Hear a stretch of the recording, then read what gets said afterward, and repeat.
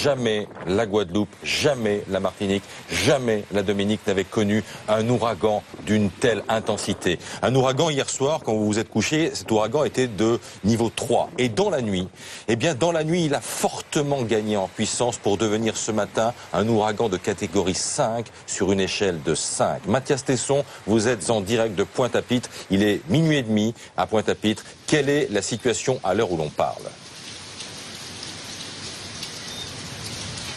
Eh bien écoutez, on sent réellement les prémices de cet ouragan Maria ici en Guadeloupe. L'île de la Guadeloupe est à l'heure actuelle coupée en deux, puisqu'au nord, eh bien, il y a des rafales de vent qui peuvent aller jusqu'à 150 km/h. L'inquiétude se situe peut-être plus au sud de la Guadeloupe, du côté des îles du sud, où là on attend en revanche eh bien, des rafales de vent qui pourront aller jusqu'à 220 km/h. Et la situation eh bien, est potentiellement très dangereuse. Voilà pour la situation à l'heure actuelle. En ce qui concerne eh bien, peut-être la partie inondation, il faut bien comprendre qu'il y a un phénomène de houle particulièrement fort en ce moment, avec des vagues de 8 à 10 mètres et puis des pluies torrentielles, vous le découvrez peut-être derrière moi, qui sont en train de s'abattre ici sur le territoire guadeloupéen.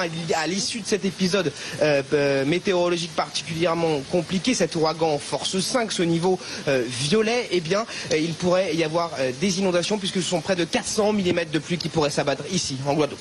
Alors, Mathias, la population est confinée depuis à peu près 4 heures cette nuit avec la vigilance violette. Est-ce que la consigne de confinement est respectée ? Oui, ici il est minuit et demi, il n'y a vraiment plus personne dans les rues, plus aucune voiture ne circule. On a pu interroger certaines personnes qui eh bien, se sont calfeutrées, parfois à renfort de moyens eh bien, plutôt surprenants. Par exemple, il y a cette expliquait avoir calfeutré sa fenêtre avec simplement un rouleau de scotch, ou cette autre femme qui, quant à elle, eh bien, a planté des morceaux de bois sur sa fenêtre pour éviter qu'elle ne s'envole. Et puis il y a aussi ces abris sûrs qui eh bien, ont été ouverts ici en Guadeloupe. Des écoles par exemple ont été réquisitionnées pour que les populations locales puissent s'y installer pour passer la nuit. Ce sont des abris qui ont été recensés par la préfecture comme étant eh bien, des abris paracycloniques qui eh bien, sont évidemment destinés à protéger les populations qui sont à l'intérieur et qui sont a priori construites de telle manière eh bien, que cet ouragan Maria ne pourra visiblement pas les toucher. Merci beaucoup Mathias Tesson, en direct donc de Pointe-à-Pitre, Pointe-à-Pitre sous les eaux. Et ce qui surprend dans le témoignage de Mathias, c'est qu'il dit qu'on est qu'aux prémices.